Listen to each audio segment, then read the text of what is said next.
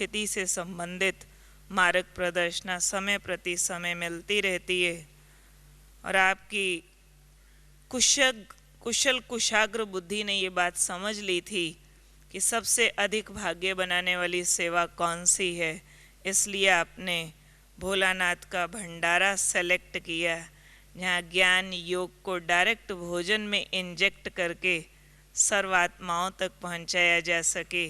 शांतिवन हो, ज्ञान सरोवर हो या पांडव भवन हो, तीनों स्थानों पर भोलानाथ बाबा के भंडारा की देखरेख आदरणीय भ्राता सूर्य भाई जी करते रहते हैं। आपके गहन विषयों के लेख ज्ञान अमृत जो अपने मैगज़ीन है उसमें भी प्रकाशित होते रहते, जिसको आप सभी पढ़ते ही रहते हैं। न केवल भारत के ब्राह्मण भाई बहनें और अन्य आत्माएं, लेकिन देश और विदेश के सभी दूर दूर तक के इलाकों तक आपने अपने बाप समान बनी हुई सूरत और सीरत द्वारा बाबा का पैगाम पहुंचाया है। आप बाबा की प्रत्यक्षता में विशेष रोल अदा करने वाले हैं, इसलिए ज्ञान सूर्य बाबा की तरफ से आपको नाम भी सूर्य ही मिला है। इसलिए आदरणीय भ्राता सूर्य भाई जी से हम निवेदन करते हैं कि ईश्वरीय मर्यादाएं जो हमें मिली हैं उनके पीछे छिपा हुआ ज्ञान और विज्ञान क्या है, इस पर हमें निर्देशन देंगे सूर्य भाई जी। ओम शांति। पहला प्रश्न तो आप सभी से है कि कल के दिन को हम सभी साधना दिवस के रूप में मनाएंगे। स्वीकार है सभी को? क्योंकि बाबा से मिलन, भगवान से मिलन, उसका संपूर्ण सुख हमें अपनी स्वस्थिति के आधार से मिलता है। बाबा हमारे सामने बैठा हो और हमारी स्थिति ढीली हो तो हम संपूर्ण सुख प्राप्त नहीं कर पाते। इसलिए सोने से ही आज से ही शुरू करेंगे और कल उठते ही सारा दिन शाम तक हमें क्या क्या अभ्यास करने हैं वो हम आपके सामने कुछ बातें रखेंगे और सभी को अपने मन में ये दृढ़ता रखनी है कि कल हमारा दिन सुंदर साधनाओं में बीते। चाहे क्लासेज होंगी, क्लास करते करते भी कुछ अभ्यास करेंगे, मैं आपके सामने वो रखूँगा। और यदि आप कल ऐसा करेंगे तो आप अपने सारे जीवन के लिए ये सीख सकेंगे कि हमें कर्म क्षेत्र में रहते हुए किस किस तरह से अभ्यास करके स्वयं को श्रेष्ठ स्थिति में ले जाना है। तो सभी बहनें भी तैयार हैं ना कल साधना दिन मनाने के लिए? इसलिए मौन रखना होगा। बोलो, बहनें मौन रख सकेंगी? रखेंगी ना सभी माताएं? क्योंकि यदि माताएं मौन रख लेती हैं तो सारा संसार शांत हो जाएगा। देखो भाइयों को खुशी हो गई आपकी महिमा सुनकर। क्योंकि मनुष्य की बहुत ज़्यादा शक्तियाँ बातों में व्यय होती हैं और बाबा ने एक बहुत सूक्ष्म राज हम सबको बताया हुआ है और मैं क्लासेज में उसे इस तरह कहता हूँ कि आप अपने से बातें करें। हमें बाबा से मिलन का सुख चाहिए या आपस में बात करने का सुख? स्वयं से पूछेंगे क्या प्रिय है हमें। 84 जन्म हम मनुष्य आत्माओं से बात करते आते हैं अब यदि भगवान से बात करने का सुख पाना है तो बातें छोड़नी ही पड़ेंगी। जो बातें छोड़ दे वो ईश्वरीय मिलन का आनंद प्राप्त करे। तो कम से कम कल के लिए सभी बातें, लौकिकता के विचार सभी छोड़कर रखने हैं। मैं मर्यादाओं पर भी चर्चा करूंगा, लेकिन पहले ये एक दो बात आपके समक्ष है। एक और छोटी सी चीज़ मुझे आपके सामने रखनी है। हम सभी के जीवन के लिए बहुत उपयोगी बात है। हाँ, उसे इंग्लिश में कहते हैं होल्डिंग नेचर। कई मनुष्यों की होल्डिंग नेचर होती है। होल्डिंग नेचर का अर्थ है बातों को पकड़ कर रखना, होल्ड कर लेना। तो कुछ बातों को मनुष्य पकड़ के रख लेता है। कोई बात 10 साल पहले हुई है, 5 साल पहले हुई है, 10 दिन पहले हुई है या कल हुई है, हम उसे छोड़ते चलें, पकड़ के न रखें। ऐसी विशालता और सरलता हमें अपने अंदर भरनी है। बाबा इसके लिए बहुत अच्छी बात एक कहते हैं कि देखिए समय की रफ्तार कैसी सुंदर है। बातें आ रही हैं और जा रही हैं। न समय ठहर रहा है न बातें ठहर रही हैं। ठीक है ना? हम उन्हें ठहराना क्यों चाहते हैं? हमारे ठहराने से भी वो ठहरेंगी नहीं।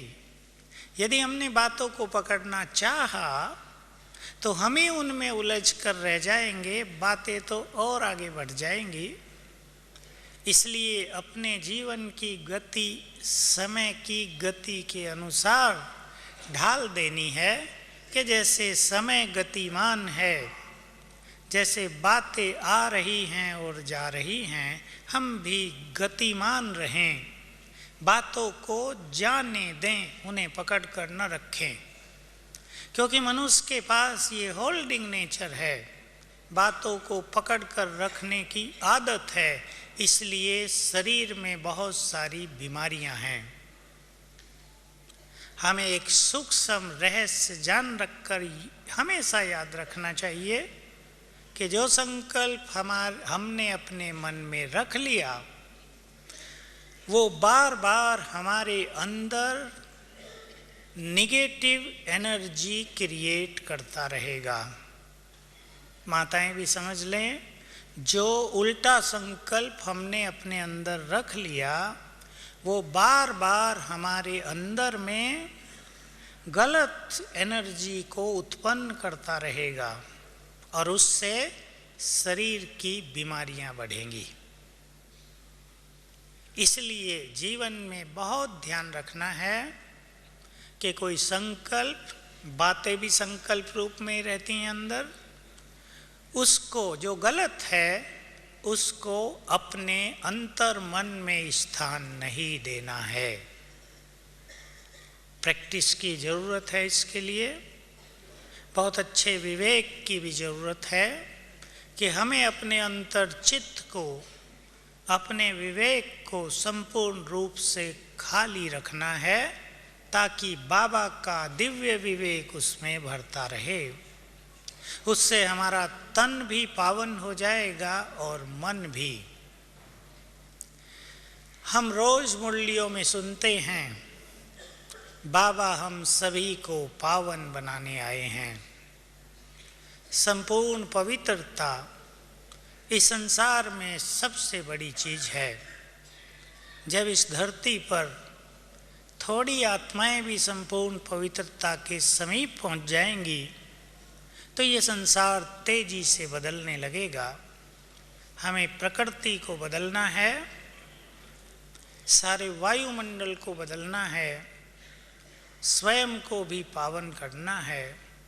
इसलिए बाबा ने पवित्रता के लिए मुख्य केंद्र पवित्रता है, उसको केंद्र बनाकर अनेक मर्यादाएं हम सबको सिखाई हैं।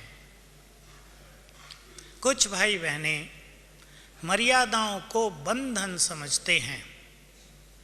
विदेशों में हम देखें, हमारे यहाँ विदेशी लोग भी बहुत आते हैं, भारत के भी बहुत सारे लोग मर्यादाओं को बंधन समझते हैं। क्यों? स्वतंत्र जीवन, स्वच्छंद जीवन जीने की आदत है। आत्मा तो स्वतंत्र है, लेकिन आत्मा स्वतंत्र तभी रह सकती है जब वो अपने को कुछ मर्यादाओं में बांधे। आत्मा की स्वतंत्रता के लिए कुछ बंधन आवश्यक है। इसलिए बाबा ने हम सभी को पवित्रता के संबंध में अनेक मर्यादाओं के बंधन दिए हैं। वो सब हमारे लिए कल्याणकारी हैं।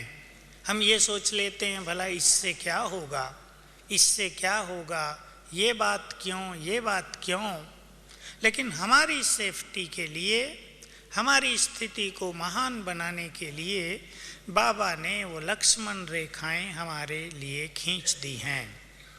देखिए, आप सब जानते हैं लक्ष्मण रेखा सीता के चारों ओर लक्ष्मण के द्वारा खींची हुई ऐसी शक्तिशाली थी कि रावण उसको पार नहीं कर सकता था। यदि करता तो वो जल जाता।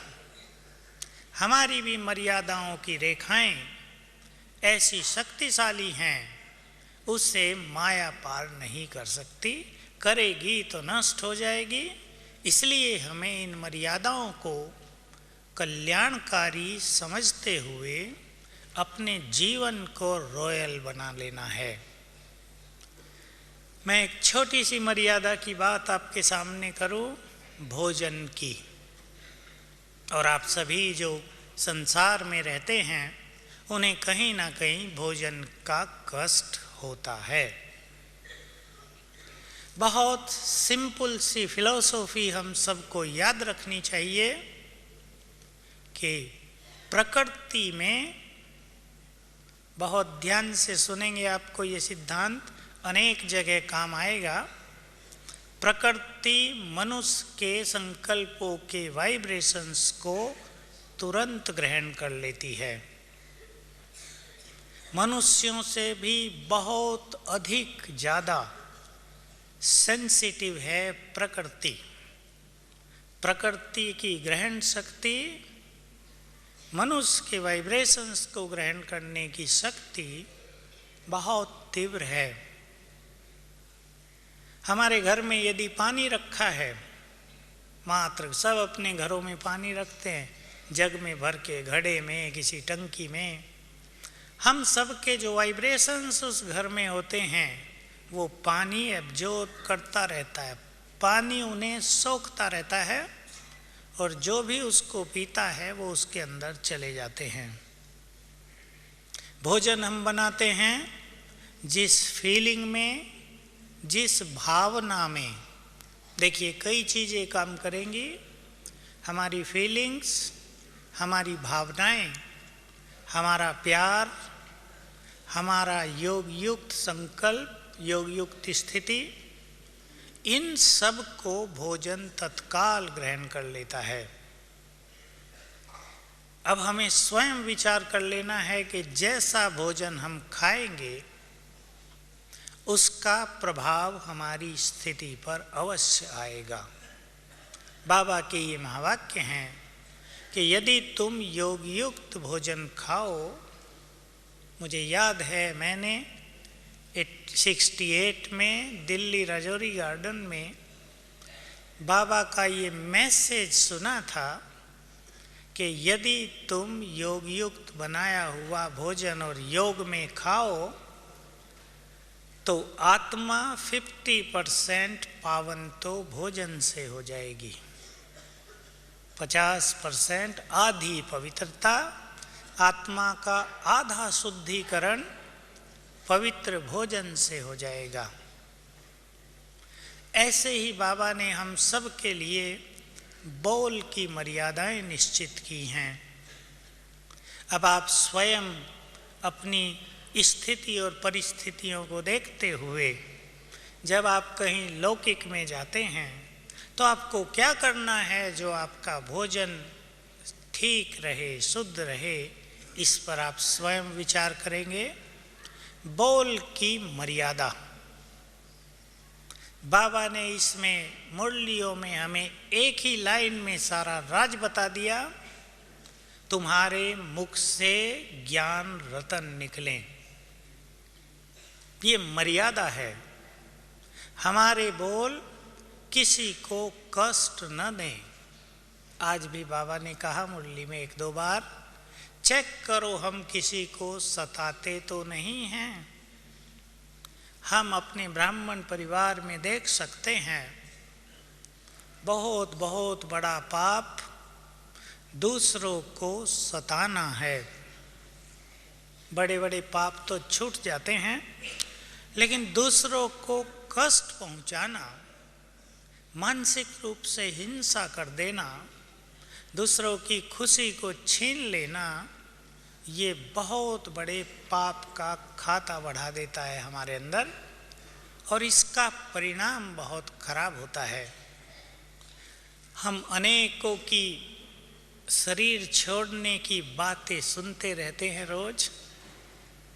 अभी अभी आप लोगों ने सुना हो, न सुना हो तो मैं सुना देता हूँ। चंडीगढ़ में एक भाई ने शरीर छोड़ा। देखिए कितनी सुंदर गति है। पैदल चलकर आता था रोज घर से सेंटर पर, वो उस दिन भी आया, अभी की बात है, 15 दिन शायद हुए होंगे। पैदल चल के सवेरे सवेरे सेंटर पर आया, बाबा के कमरे में बैठता था, बाबा के कमरे में बैठा, याद में बैठा, 1 मिनट में ऊपर। कितनी सुंदर गति। लोग सोचते हैं, दुनिया में भी आप ये शब्द सुनते होंगे, हमारे यहाँ भी लोग बोलते हैं कि भाई हम ऐसी अपनी जीवन की यात्रा तय करें कि हमारा अंत सुहाना हो, अंत सुखद हो, अंतिम यात्रा कष्टदायक न हो। बहुतों की अंतिम यात्रा कष्टदायक इसलिए हो जाती है कि जीवन में अनेकों को कष्ट दिया है। इसलिए याद रखना है, ये हमारी मर्यादा है। हम भगवान के बच्चे हैं। जैसे हमारा बाप दूसरों के कष्ट हरने वाला है, वैसे ही हम भी कष्ट हरने वाले हैं, कष्ट देने वाले नहीं। एक बाबा का महावाक्य आपको याद दिला दूं, 78 की मुरली का है, सुना होगा आपने। बाबा ने कहा कि तुम्हें 63 जन्मों के विक्रम विनाश करने में समय नहीं लगता, समय लगता है ब्राह्मण बनने के बाद किए गए विकर्मों को नष्ट करने में। बहुत सूक्ष्म गति है पुण्य और पाप की। तो हम सभी बोल की मर्यादा पर विशेष ध्यान दें। हमारे बोल मर्यादित हों, हमारी शालीनता के अनुरूप हों। हम बहुत महान हैं। बाबा हमें याद दिलाया करते हैं, तुम सबसे बड़े कुल के हो, सूर्यवंशी हो, देव कुल की आत्माएं हो, भगवान के बच्चे हो। इसलिए तुम्हारे बोल तुम्हारी रॉयल्टी के अनुकूल ही होने चाहिए। इस पर सभी बहुत ध्यान देंगे अपने जीवन में। हमारी मर्यादाएं सवेरे उठकर बाबा से मिलन मनाने की और मुरली की है। दो बहुत सुंदर मर्यादाएं बाबा ने हम सबको दी है। हमारी मर्यादा देर तक सोने की नहीं है। जब सारा संसार सोया है तब हमारी मर्यादा है उठकर सभी को अच्छे वाइब्रेशंस देने की।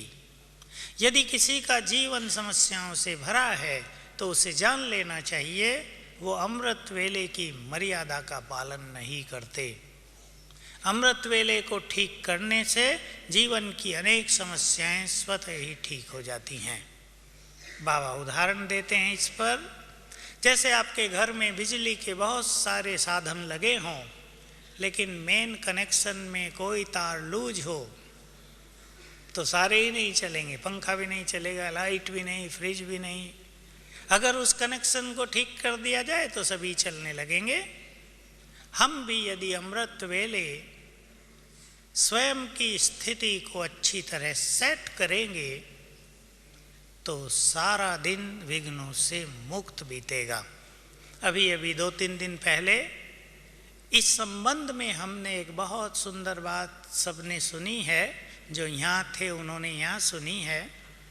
अभी स्लोगन या वरदान में था, अमृत वेले स्वयं को बाबा के प्यार से भरपूर करो तो सारा दिन किसी के भी प्यार का खिंचाव नहीं रहेगा, किसी और के प्यार की इच्छा ही नहीं रहेगी। सवेरे यदि हम स्वयं को ईश्वरीय प्यार से भरपूर कर दें तो अनेक चीज़ों में भरपूर रहेंगे। सांसारिक इच्छाएं भी हमें अपनी ओर नहीं खींचेंगी, किसी की बातों का भी प्रभाव हम पर नहीं होगा। इसलिए सवेरे की इस मर्यादा को महत्वपूर्वक, इसको अच्छी तरह समझते हुए सभी को पालन करना ही चाहिए। हमने ऐसे बहुत बाबा के बच्चे देखे, बहुत स्ट्रॉन्ग, कि उन्हें सवेरे 4 बजे उठना ही है, कुछ भी हो जाए, और इस दृढ़ संकल्प में उनको बहुत मदद मिलती है। आप रोज एक अनुभव करके देख सकते हैं कि सोते समय बाबा को अपना चार्ट देकर, बाबा से बातें करके, बाबा से अपॉइंटमेंट फिक्स कर लो। सभी ये अनुभव करके देखें कि बाबा मुझे, चाहे अपने अंदर कर दो, चाहे बाबा को कहो कि मुझे 4 बजे उठना है, या बाबा को कह दो अधिकार से कि मुझे 4 बजे उठा देना, रोज उठाएगा। यदि स्वयं के अंदर संकल्प भरेंगे दृढ़ तो हम स्वयं भी उठेंगे, क्योंकि हमारा ब्रेन सबसे सुंदर अलार्म घड़ी है। इससे सुंदर अलार्म कोई होता नहीं। उस अलार्म को तो हम सभी बंद करके सो जाते हैं। प्राय सभी अलार्म वालों की ये शिकायत है कि रजाई से हाथ बाहर निकलता है और बटन फट जाता है। इसलिए उस अलार्म से तो सफलता नहीं मिलती,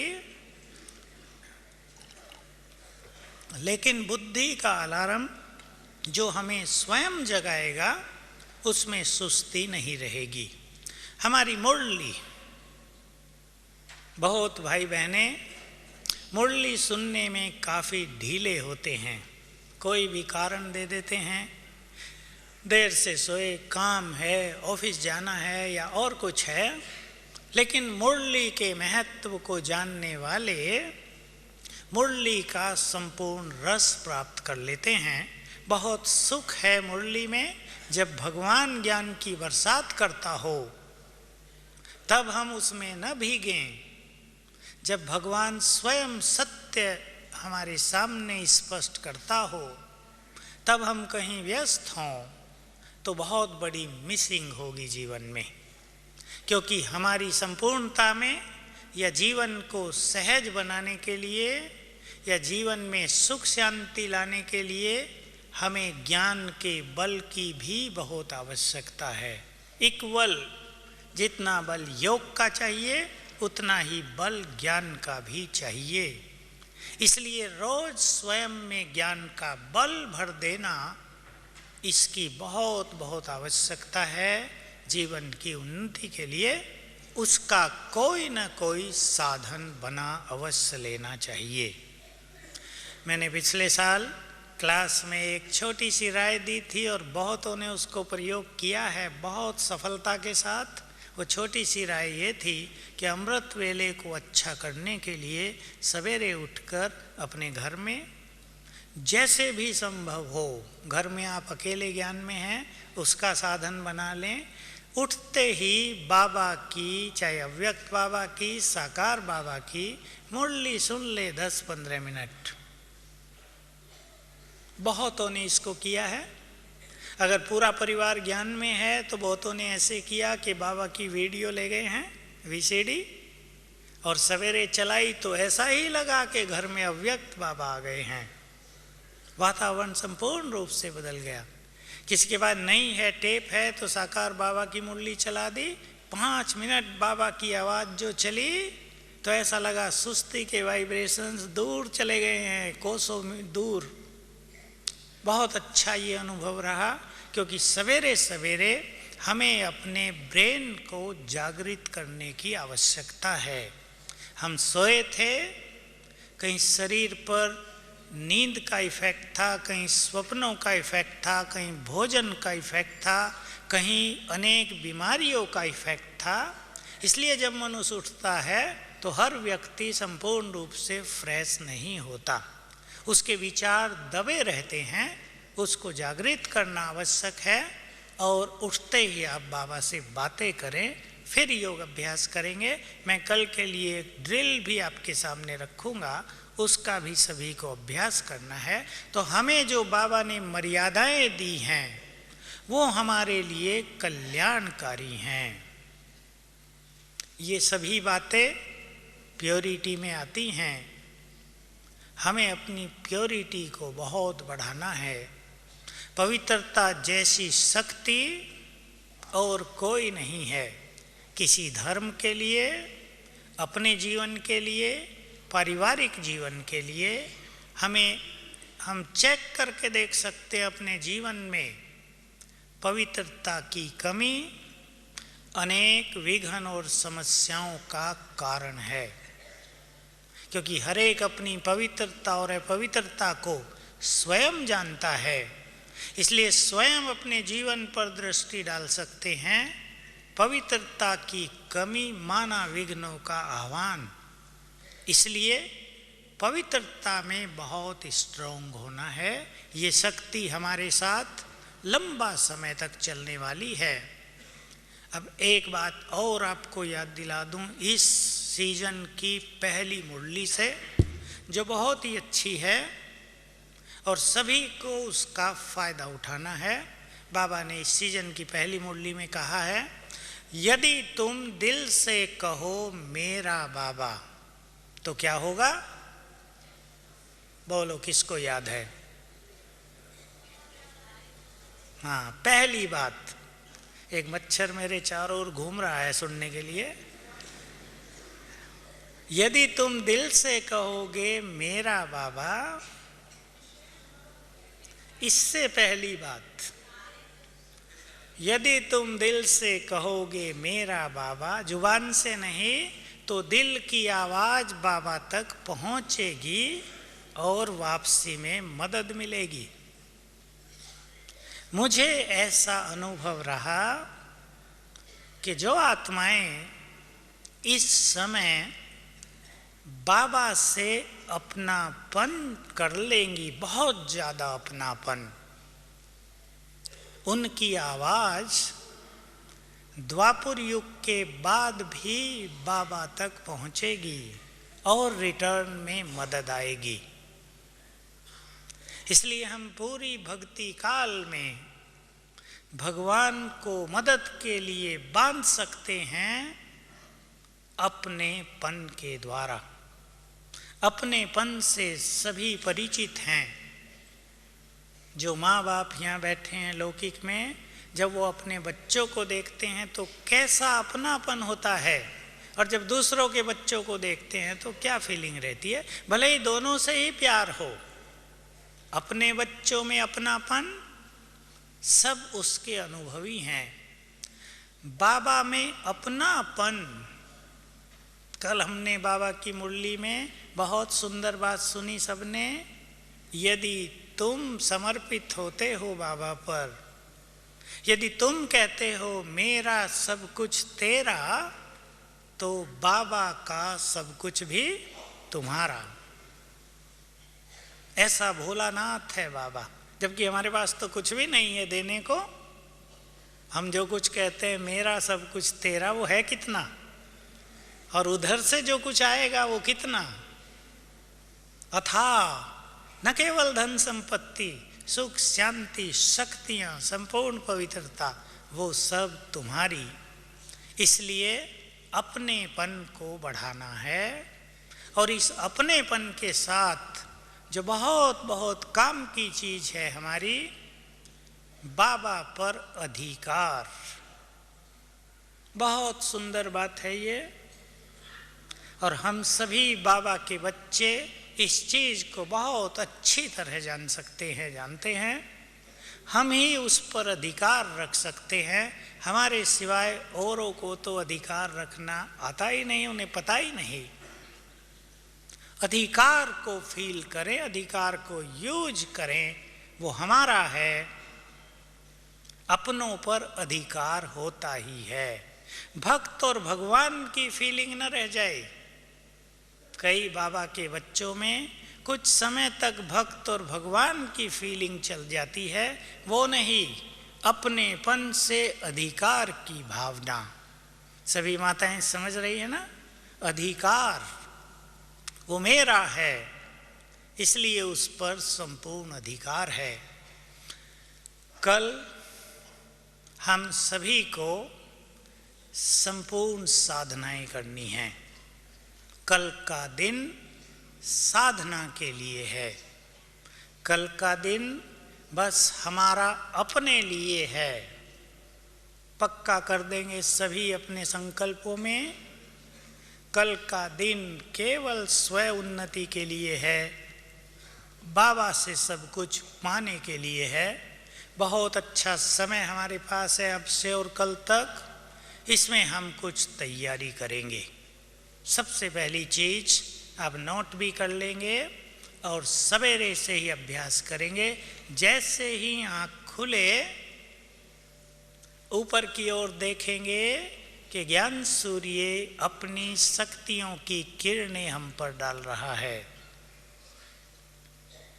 अभी आप महसूस कर लें इसे। आँख खुलते ही ऊपर से ज्ञान सूर्य की किरणें हम पर पड़ रही है। बहुत सुखद फीलिंग होगी। हमें इसमें कुछ नहीं करना, शक्तियां देने वाला हमें दे ही रहा है। केवल हमें अपनी आंखें खोल लेनी हैं अंदर की और दिव्य नेत्र से ज्ञान सूर्य की किरणें प्राप्त कर लेनी हैं। मैं आपको 3 अभ्यास आपके सामने रख रहा हूं जो आप रोज भी कर सकेंगे अमृत वेले या दिन में, और कल भी उनको करना है। कल सवेरे ज्ञान सूर्य की किरणें लेने के साथ उसके बाद में सभी को रूहानी ड्रिल का अभ्यास करना है। क्या है रूहानी ड्रिल? ये एक बहुत सुंदर अभ्यास बाबा ने सिखाया है योग के लिए, जिसके द्वारा हमारा योग बिल्कुल सरल हो जाता है। जिसको एकाग्रता न होती हो, यह अभ्यास करने से अच्छी एकाग्रता हो जाती है। अभ्यास करेंगे। सबसे पहले स्वयं को देखेंगे, मैं फरिश्ता हूँ। आत्मा प्रकाश के शरीर में विराजमान है। देखेंगे अपना स्वरूप। दूसरी प्रैक्टिस, मैं फरिश्ता इस शरीर से निकलकर चला ऊपर की ओर सुख संवतन में। देखेंगे आप उड़ते हुए जा रहे हैं, आकाश, सूरज, चांद, तारे और ऊपर सूक्ष्म लोक में बाबा के सामने बाप दादा, 2 फरिश्तों का सुंदर मिलन। बाबा से दृष्टि लेंगे।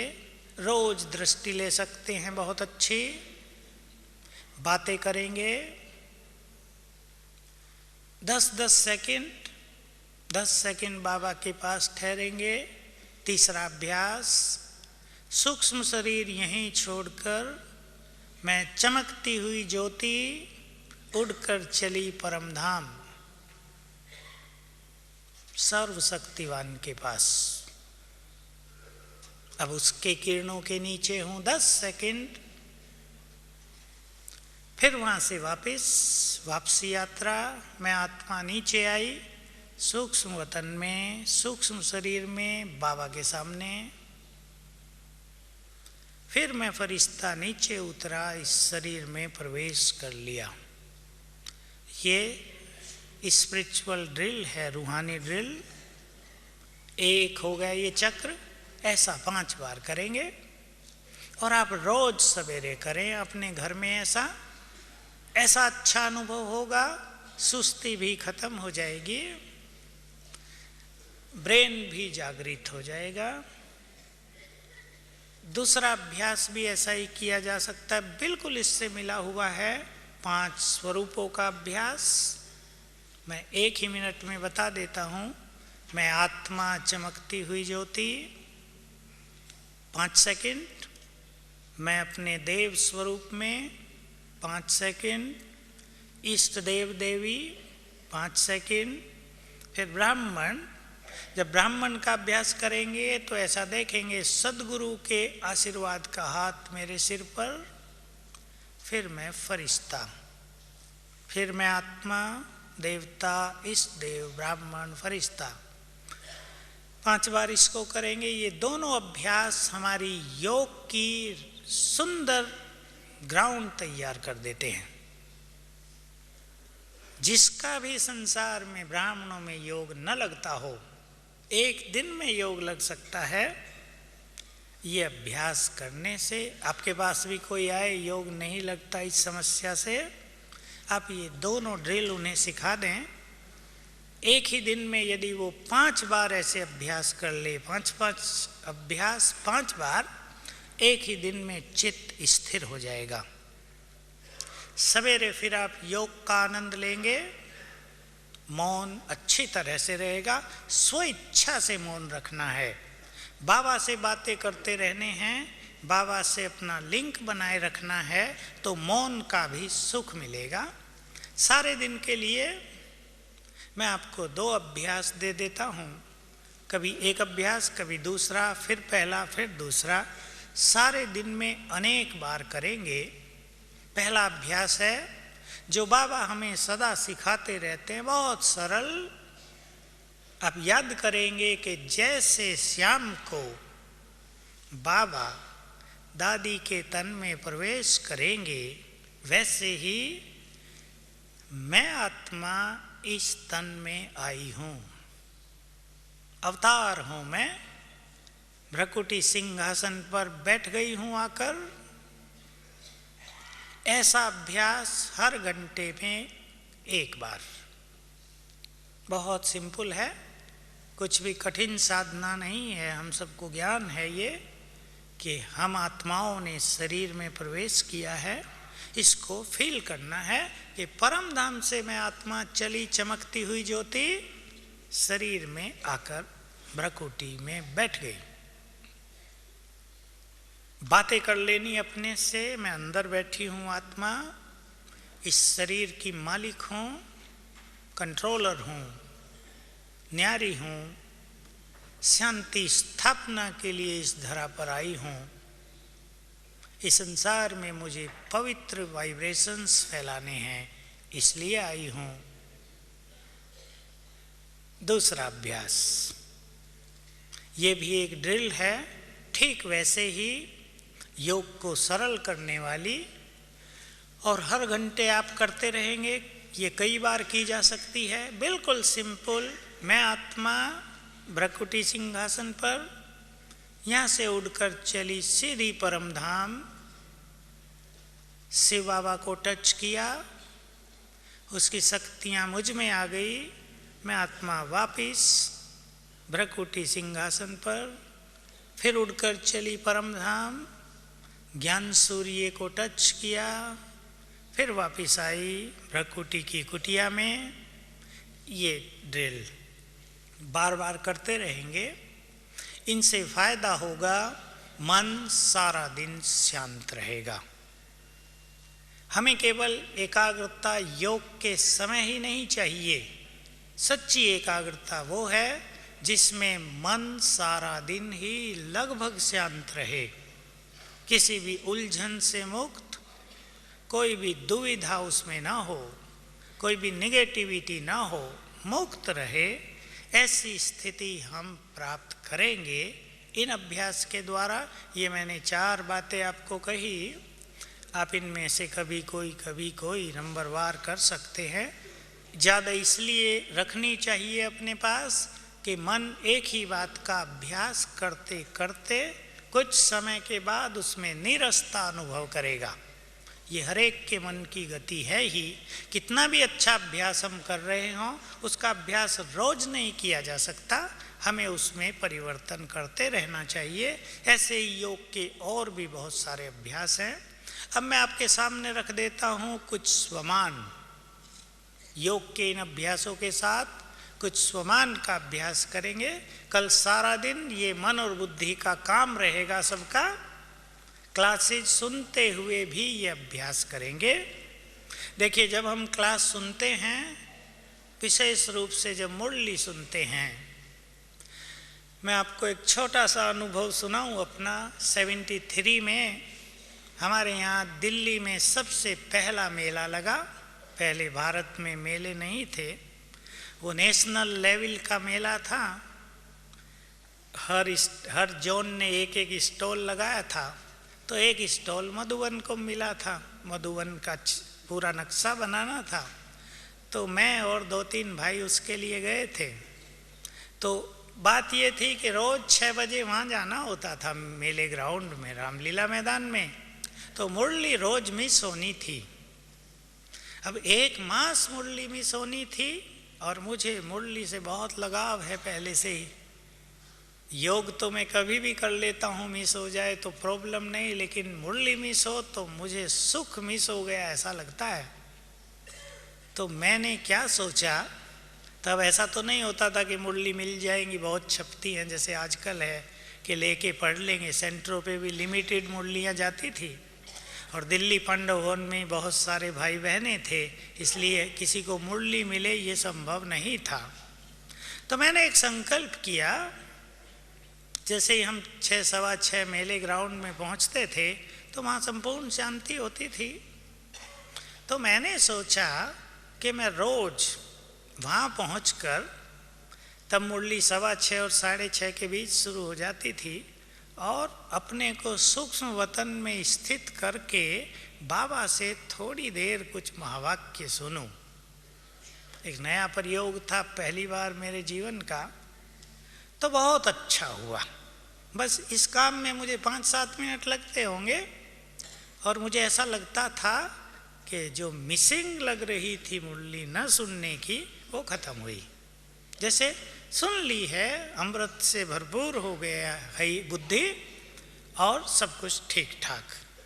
तो ये एक ऐसा अच्छा अनुभव है। तब से मैंने क्या किया, तो मुरली सुनते हुए हमेशा ही सुनने के साथ साथ कुछ अभ्यास किए हैं, वो मैं आपको बता देता हूँ, आप किया करें। कल भी सवेरे करेंगे। शुरू में तो ऐसा किया कि जैसे मुरली यहाँ सुन रहे हैं, सामने से दादी की आवाज़ आ रही है, लेकिन जैसे ऊपर से बाबा बोल रहा है, ऐसी प्रैक्टिस। कभी ऐसी प्रैक्टिस कि जैसे मैं आत्मा भ्रकुटी के आसन पर बैठकर मुरली सुन रही हूँ, और लक्ष्य रख लिया कि ये प्रैक्टिस कम से कम 10 बार अवश्य करनी है मुरली के समय। कभी ये प्रैक्टिस कि मैं फरिश्ता हूँ और मुरली सुन रहा हूँ, कम से कम 10 बार। कभी ये प्रैक्टिस कि बाबा की किरणें मुझ पर पड़ रही हैं और मुरली सुन रहे हैं। तो ये ऐसी प्रैक्टिस है जो हमारे मन को स्थिर कर देती हैं, और हमें ये मनोविज्ञान का बहुत सुंदर सिद्धांत याद रखना चाहिए। जब मन शांत हो तो बुद्धि सब कुछ संपूर्ण रूप से ग्रहण कर लेती है। जो मुरली की बहुत सुंदर सुंदर बातें हम धारण करना चाहते हैं, वो साथ साथ हो जाएंगी यदि हमारा मन शांत हो। और ये सब मन को शांत करने के तरीके हैं। समझ लिया ना माताओं ने? मन यदि शांत हो तो बुद्धि की ग्रहण शक्ति संपूर्ण हो जाती है। यदि हमें सब कुछ धारण करना है साथ साथ, तो अपने मन को शांत कर देना चाहिए। तो कल सवेरे की मुरली सुनते हुए सभी प्रैक्टिस करेंगे। इनमें से कोई भी, मैं सजेस्ट करूंगा आप सभी को कि आप अभ्यास करेंगे, मैं फरिश्ता हूं, कम से कम 10 बार मुरली सुनते हुए। और 1, 2, 3 स्वमान आपको दे देता हूं, आप चुन लेंगे उसमें से और उसका अभ्यास करते रहेंगे। एक बहुत सुंदर नशे का संकल्प, बिल्कुल सिंपल हम करेंगे सवेरे से, और कई बार उसको रिपीट करेंगे। मैं इस संसार में सबसे अधिक भाग्यवान हूं, क्योंकि आज स्वयं भगवान मुझसे मिलने आ रहे हैं। बिल्कुल सिंपल संकल्प है, लेकिन इससे मन नाचता रहेगा सारा दिन, तैयार हो जाएगा मन बाबा से शक्तियां और संपूर्ण रस भरने के लिए। मैं इस संसार में सबसे अधिक भाग्यशाली हूं, क्योंकि आज स्वयं भगवान मुझसे मिलने आ रहा है ना सभी भाग्यवान? यदि हम पूछें कि इस संसार में सबसे अधिक भाग्यवान कौन है, तो कौन होंगे? हाथ उठाएंगे कौन कौन है इस सभा में? ठीक है, सभी है ना। दूसरा स्वमान साथ साथ में ये जोड़ दूं, बाबा इस साल अपनी मुरलियों में, पहली मुरली दूसरी मुरली, स्वमान और सम्मान का बैलेंस रखो, ये लहर चलाते आ रहे हैं। और जैसा हम देखते आए हैं, हर सीजन की कोई एक बात लहर के रूप में चलती है, तो ये बात लहर के रूप में रहेगी। स्वमान और सम्मान दोनों का बैलेंस आवश्यक है, क्योंकि यदि हमारे पास स्वमान न हो और हमें सम्मान ज़्यादा मिल जाए, तो हमारा देह अभिमान बढ़ सकता है। बिना स्वमान के हम दूसरों को सम्मान भी नहीं दे सकते रियल रूप में, क्योंकि हमें दूसरों की कमियां दिखाई दे जाती हैं, तो सम्मान की भावना नष्ट हो जाती है। लेकिन यदि हम स्वमान देंगे तो सम्मान भी एक ऊंचे लेवल का रहेगा। कल सभी अपने को और सबको इष्ट देव देवी ही देखेंगे।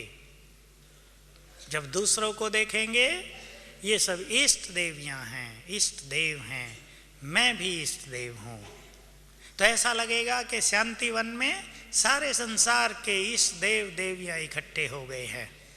कितनी अच्छी शोभा होगी हमारे शांतिवन की, जहां इतने हजार इष्ट देव देवियां इकट्ठे हो गए हों। वहां तो किसी की कोई मनोकामना अपूर्ण रहेगी ही नहीं, ठीक है ना। सभी सबकी मनोकामनाएं पूर्ण करने वाले इष्ट देव देवियां हैं। तीसरा एक स्वमान भी आपके सामने है, जो बहुत अच्छा अभ्यास करते हैं, जो पुराने हैं, वो उसके साथ इसको भी कर सकते हैं। मैं मास्टर सर्वशक्तिवान हूँ, शिव शक्ति हूँ, दुर्गा हूँ। और हमें ये जानना चाहिए कि इस तरह स्वमान का अभ्यास करने से जीवन की समस्याओं का समाधान हो जाता है।